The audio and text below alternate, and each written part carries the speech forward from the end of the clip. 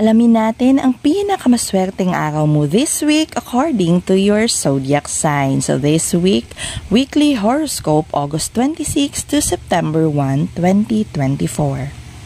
Ang huling linggo ng Agosto ay may napaka-dramatic na shift ng enerhiya dala na rin ng pamamayani ng Virgo season at ng pagtatapos ng Ghost Month.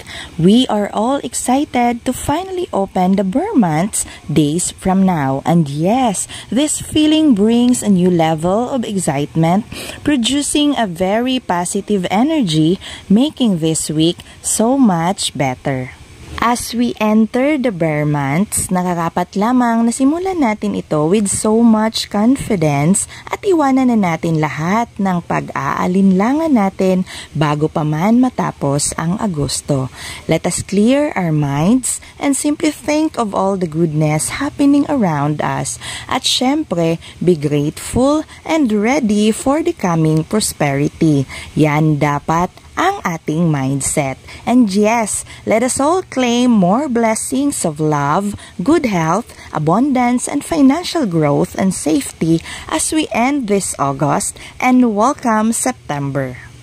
And for today's video, mas gaganahan pa tayo dahil ilalahad ko sa inyo kung anong specific na araw this week mas mataas ang swerte nyo according to your zodiac sign.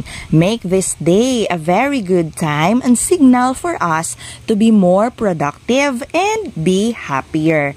Ang lahat ng zodiac readings na ito ay batay lamang sa aking research according to reliable astrology sources and web pages. Gamitin natin ito to guide and inspire us, pero wag naman tayong tumunganga na lamang habang hinihintay ang swerte na kakatok at mahuhulog sa ating harapan. Syempre, kasama ng ating hard work, dedication at tamang pananalig, walang imposible.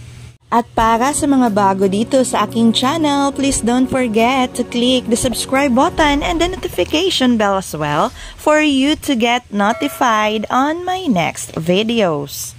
This week, shout out and sincere thanks goes to Sir Carl Patrick Prias, Vonelli 1345, Ma'am Riza Sabeliano, Ma'am Abby Wanderer 5385, Sir Renante Avila, Ma'am Yancy Jill Vlog, and Sir Apolinario Cadauwas. Yes po, sabay-sabay nating i-claim lahat ng swerte at abundance na handog sa atin ng universe. Maraming salamat po sa walang sawang pag-iiwan ng magagandang mensahe.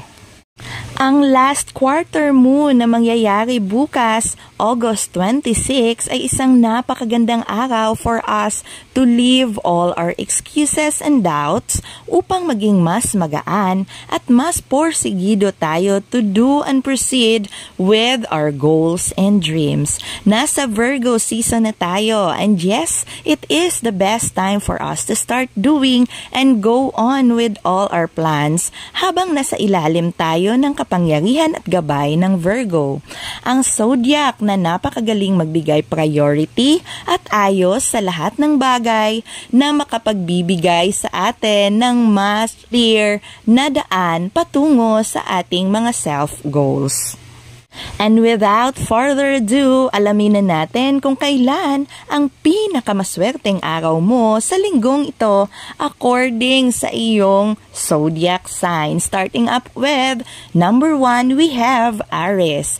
Your luckiest day for this week will be on September 1. Gamitin mo ang araw na ito to start your planned business or to grab the opportunities na kumakatok na sa iyo sa linggong ito. The possibilities for growth are endless, my dear Aries, as Uranus stations retrograde in Taurus on Sunday, September 1.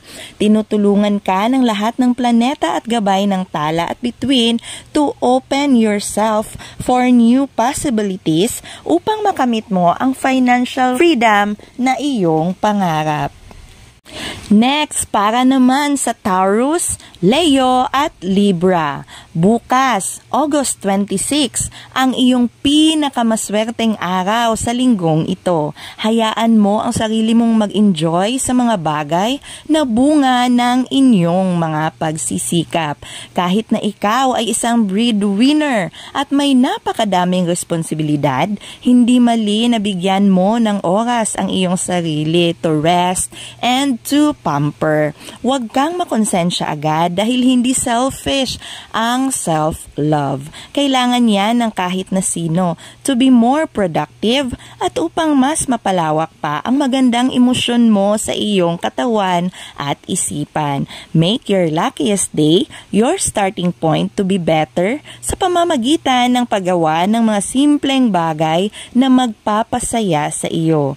Kung may mga travel opportunities, grab mo agad dahil isa yan sa swerte na bigay sa iyo ng linggong ito. Para sa mga Leo, magiging kagaya ka daw ng taong pinaka-close mo sa linggong ito.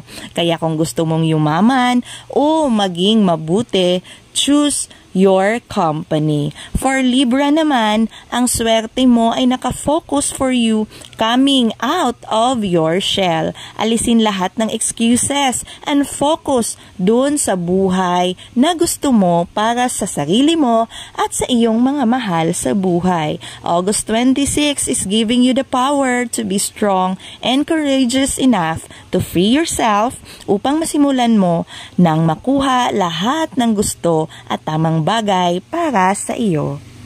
Next ay para sa Gemini, Cancer, at Scorpio. Your luckiest day for this week will be on August 28. Hindi masyadong stable ang mga nagdaang araw mo, Gemini, pero on August 28, things will be very clear and positive. Para naman sa Cancer at Scorpio, nasa position ka to grab every agreements and direct your goals positively. You will be celebrating this August dahil may napakalaking blessing ang iyong matatanggap. Ganito din sa iyo, Gemini.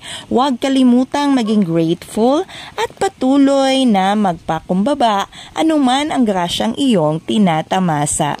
Ganun din sa iyo, Cancer. May napakagandang financial blessings na handog sa iyo ng linggong ito. Huwag mo itong sayangin sa mga bagay na gusto mo lamang. Bagkus, gamitin nyo ito upang mas mapalago ang inyong kabuhayan. Para naman sa iyo, Scorpio, tama na ang labis na pasensya. Tutulungan ka ng maswerteng araw na ito to voice out that brilliant idea na nakatago lamang sa iyong isipan. Kasabay ng lakas ng loob ay mas mararamdaman mo ang tamang swerte na hatid nito sa iyong buhay. Grab the project o mag-apply na sa trabahong alam mong kaya at mas lalago ka. Anything related to your career ay napakaswerte para sa inyo sa araw na ito. Next, we have Virgo. Ang swerteng araw mo for this week will be on August 29. Napaka-effortless ng positivity at swerte para sa iyo, Virgo, at ito ay mas magniningning pa sa August 29. As Venus returns to Libra on August 29, makakamtan mo rin ang buhay na puno ng abundance sa mga panahong ito. Dulot ito ng planetang Venus na siyang pinakamakapangyarihan hindi lamang sa pag-ibig, kundi pati na rin sa finances at real estate. Mas pinalawig pa ang swerteng ito sa tulong ng Libra na nasa tamang pwesto upang maibalanse mo lahat ng swerte directly onto your super lucky zodiac. Lahat ng tulong at guide ay inilatag na para sa iyo. Ikaw ay sadyang napakaswerte sa linggong ito. Grab this opportunity to be always lucky and abundant. Gawin mo agad at simulan lahat ng dapat simulan for your long-term goals. Minsan lang magaganap ang swerteng ito, kaya wag na wag mong sayangin. For Sagittarius, napakahaba ng iyong swerte dahil ito ay mangyayari from August 26 to 28 sa linggong ito. Bibigyan ka ng tamang panahon ng iyong swerte to determine what really matters to you. Ano ba talaga ang bagay na gusto mo at nagpapasaya sa iyo? Pera, pag-ibig o pamilya. This day, you will harvest what you sow. Kung gaano ka kabisi sa mga nakalipas na araw, ngayon ang panahon to give yourself a good rest days kasama ang mga taong nagpapasaya sa iyo at habang ginagastos ang pera na pinagtatrabahuan mo. Isn't it a very lucky week for you, Sagittarius?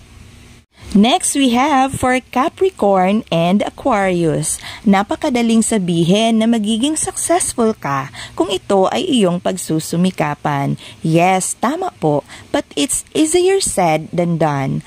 Pero sa August 29, tila isang napakalaking miracle ang bigay ng tadhana sa dalawang zodiac na ito dahil success will be spoon-fed to them on this very lucky day. Isa itong bihirang pagkakataon kung saan napakagaan ng pasok ng swerte sa inyong buhay. Magiging napakabait at puno ng tiwala lahat ng tao para sa inyo. Kaya't magkakaroon kayo ng panibagong clients at projects, making this a very successful day indeed. Nasa tamang gabay kayo ng Venus at Libra to attract more money, opportunities at magandang career and professional growth. And the last but surely not the least, we have Pisces. Your luckiest day for this week will be on September 1. Yes, welcome this Burr month with much luck and excitement.